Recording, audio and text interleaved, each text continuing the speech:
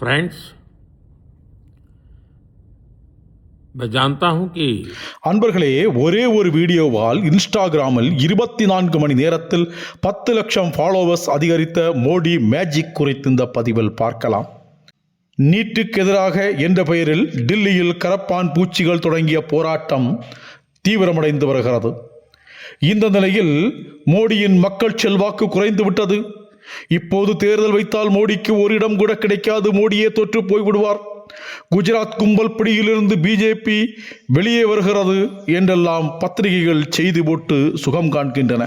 புதிய தலைமுறை விவாதத்தில் மோடிக்கு எதிராக சொந்த கட்சியிலேயே அதிருப்தி என்று செய்தி வெளியிட்டார்கள். இந்த நிலையில் மாணவர்கள் போராட்டம் குறித்து கடந்த வியாழன் இரவு 11:52 மணி அளவில் பிரதமர் மோடி ஒரு செல்ஃபி வீடியோவை வெளியிட்டார். அதில் நாளைய அமைச்சரவை கூட்டத்தில் நீட் வினாத்தாள் வெளியானது குறித்து கடுமையான நடவடிக்கை எடுக்கப்படும்.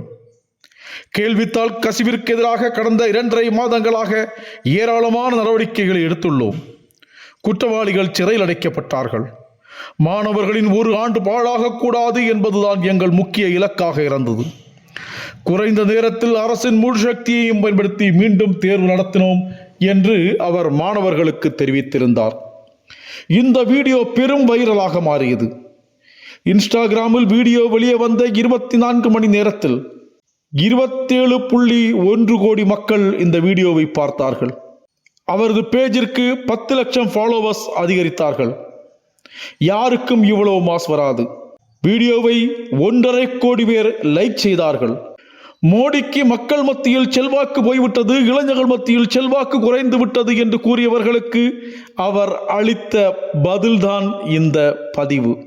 சிலர் போராட்டம் நடத்தினாலும் மோடிக்கான மக்கள் செல்வாக்கு கிஞ்சித்தும் குறையவில்லை.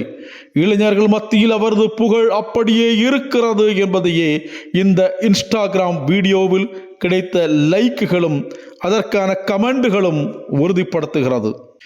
இந்த நிலையில் நேற்று இரவு அவர் மீண்டும் ஒரு வீடியோ வெளியிட்டார். Thank you friends.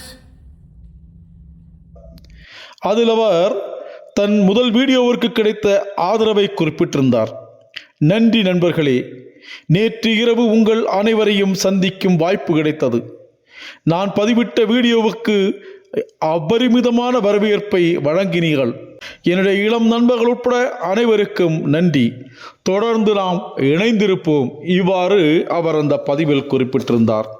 ஒன்றை புரிந்து கொள்ளுங்கள், தேசபக்தியுடன் நேர்மையான சிந்தனையுடன் தேசத்தின் முன்னேற்றத்திற்காக ஒருவர் பாடுபடுகிறார் என்று சொன்னால் இடையில் வரும் சின்ன சின்ன பிரச்சனைகளை மக்கள் இளைஞர்கள் ஒரு விஷயமாகவே எடுக்க மாட்டார்கள் என்பது மோடிக்கு இளைஞர்கள் மத்தியில் இருக்கும் ஆதரவு மூலம் தெரிய வருகிறது. மோடி மேஜிக் என்பது இதுதான். தொடர்வோம். உங்கள் கிரீஷ். Thanks to everybody. ये आपका प्यार बना रहेगा, हमारा नाता और अधिक सक्रियता से जुड़ता रहेगा. थैंक यू दोस्तों.